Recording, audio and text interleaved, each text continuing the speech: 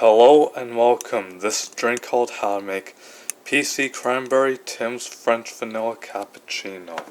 First thing you gotta do is open up this French Vanilla Cappuccino mix and pour into this cup from the container.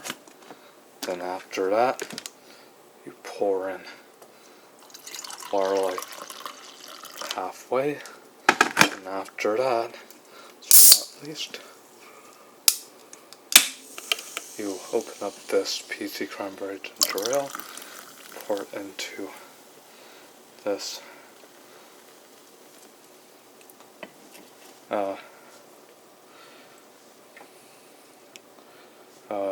cut mug,